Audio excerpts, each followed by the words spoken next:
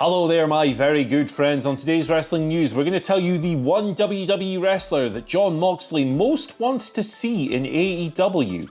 30 plus WWE signings are expected as the new Performance Center class starts. WWE have renamed a Raw Stars finisher. And is Lionheart Chris Jericho returning? I'm Adam Wilborn. And I'm Andy Murray. And this is the news. All right, let's kick things off by talking this Jon Moxley story. He's always a really interesting interview subject, Jon Moxley. Gives you some wild answers. And he's conducted another interview here with Inside the Ropes' Gary Cassidy. Shout out to Gary, very lovely man. But one of the questions was, you shared a lot of locker rooms over the world.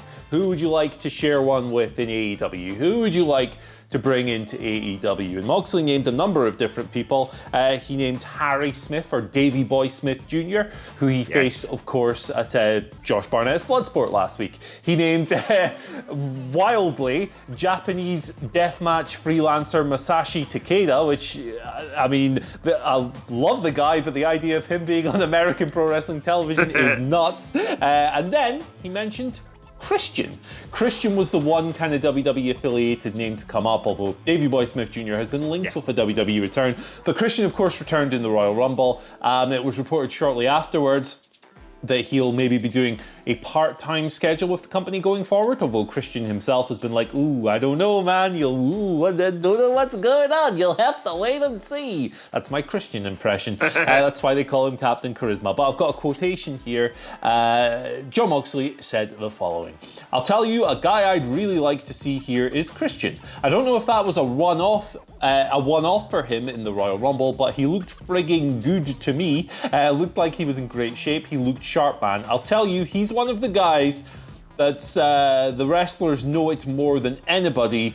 Christian is so good. Like, his brain and his execution and his mind for wrestling is just next level." He then went on to describe working with him as part of the Shield and pointed out that, hey, look, we're doing an exploding death match in AEW. Me and Christian could do some really fun stuff here. Probably not going to happen, given that we expect Christian to show up in WWE again at some point. But it's always cool, like, listening to Jon Moxley talk about pro wrestling. He clearly loves the sport, has a very deep and wide-ranging appreciation for all kinds of different types of wrestling as well. So in the same conversation, he's naming Masashi Takeda, who, go and Google that guy if you've not seen him, by the way. His back just looks like this horrible map of scars. It's wild. And then he mentions Christian, who's, a WWE legend and 47 years old and, a beloved figure from many of our childhoods. It's cool. I think Christian would be a lot of fun in AEW and he'd be really great, but, it's not happening. Let's be honest. Yeah, I think he'd be a great person to have in AEW, whether it be on screen or behind the scenes. I think he's such a great wrestling mind, as you said there, Andy.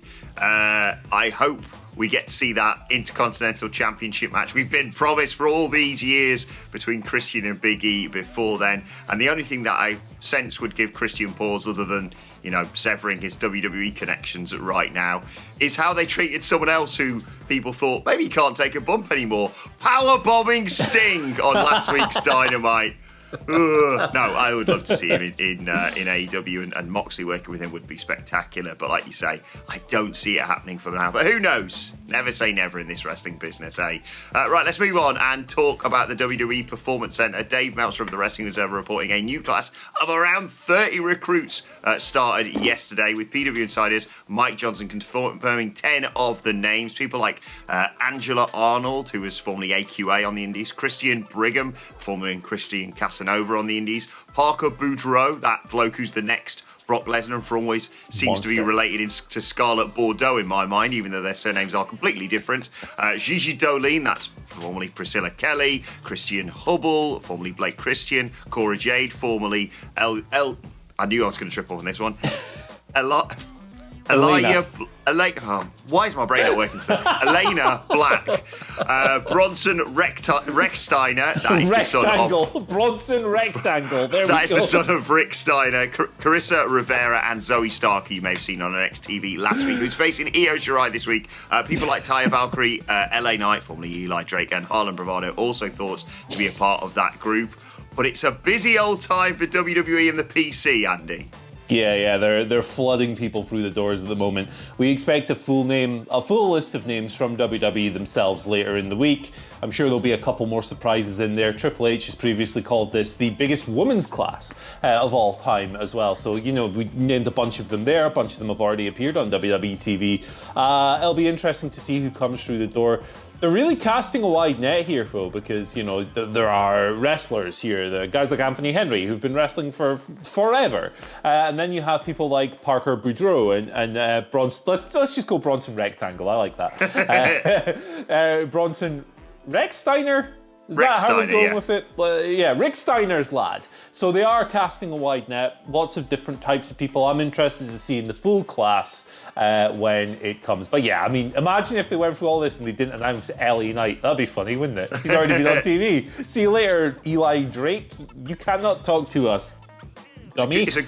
It's a good job they're doing this as well, because they're really running short of talent. Jesus Christ, that roster's insane. Yeah, I know, man. The great talent shortage of 2021 has really taken a toll on WWE and its 17 TV shows. So it's really good to see them addressing the problems. But good luck to all these people, of course, Yes. in WWE. Some of them are great fit. Eli Drake is just such a tremendous fit. And I'm sure a lot of these people will be the stars of the future, the people we will be watching on TV 2, 3, 4, 5 years from now, maybe even tomorrow. I don't know. Yeah, Who's I don't gonna show see up? Taya Valkyrie sticking around for very long in the PC, if I'm honest. So, yeah, I completely agree. Some Stick people around the main you'll have to roster. wait a few years for. Some people probably be on Raw next week. Yeah, exactly.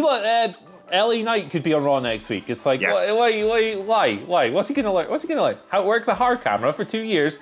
Shut up, PC. You are drunk.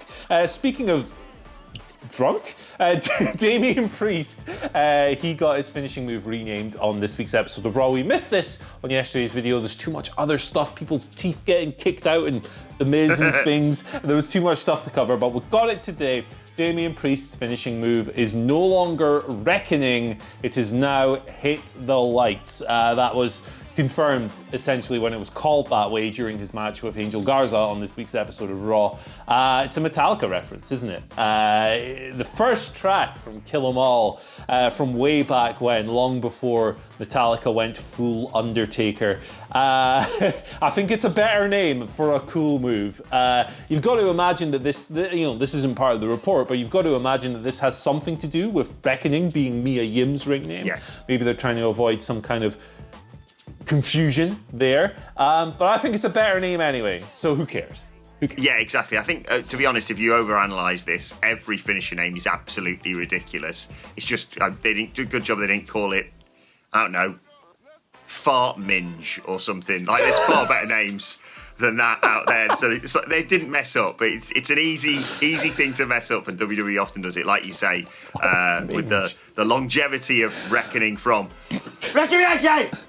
I mean, she's going to be called that for the next 5 years, and definitely not return to being Mia Yim in the next, 6 months. But yeah, it's as you say, it's a Metallica reference. I thought it was from their best album, Saint Anger, but apparently that's not the case. I don't know about these sorts of things. Right, let's finish up by updating you on Chris Jericho, who could be becoming the Lionheart again. This was picked up by Wrestling Headlines. Jericho has filed to trademark. I forgot about this. Filed to trademark Corazon de Leon. He did that back in mid-February. That was the name he used when he was competing for CMLL in Mexico. Translates to Lionheart. He used it in Japan, obviously later in ECW. Interesting turn of events, this, Andy. Yeah, it is. It is. When you see something like this, you automatically think, is he going to bring the gimmick back? Is he going to do this? Is he going to call back to a previous era of Chris Jericho? It's probably for merch, right? It's got to be for merch, surely. It'll probably be something like that, but I'll let the speculation commence anyway. I'm sure this will be a hot button topic. Yep.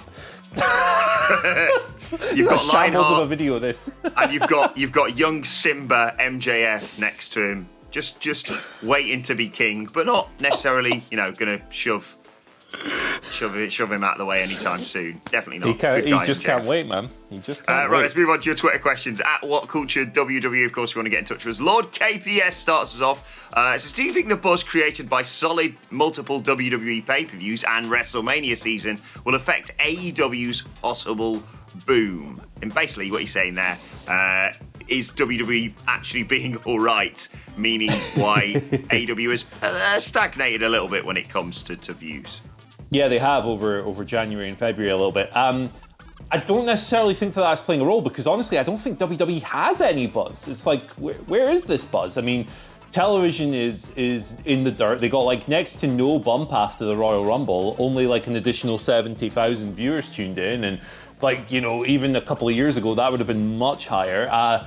There was a little boost again after Elimination Chamber, but it was again within the Nielsen system's accepted 10% margin for error. So while the shows, like the Royal Rumble was great and Elimination Chamber was good as well, and SmackDown's a good show every single week, while these shows are good, like I don't think there's any buzz around any of this stuff at all. So to answer your question, I don't think that that's playing a role. If WWE was like popping and posting good numbers and everyone was fired up about it and outside interest was high, then yes, I definitely do think that that would play a role. But I don't think that it is at the moment because simply put, personally, I don't think the buzz exists. Yeah, and it's a weird time, like you say. Normally you'd see these ratings go up and up around WrestleMania season. Doesn't seem to be happening. It's going to be very interesting to see the numbers as they come out over the next couple of weeks for AEW, what with the go-home show for Revolution, and of course Shaq and, as you reminded me, Andy, Tully Blanchard wrestling, not each other, but wrestling on next week's Dynamite, so we'll keep an eye on that for you. Second question today comes from Wrestling Doom, who writes, American accent optional, so obviously, howdy partners, is AEW dark too long? With no commercials and a few, if any, promos, it's sometimes over 2 bloody hours, partner, of matches, and it can take me 2 sittings to get through some weeks. Also, this is Blanche. She's your smallest fan. First of all, hello, Blanche. Good girl. And what do you reckon? You watched AEW Dark. Is it too long? There's 2 sides to this.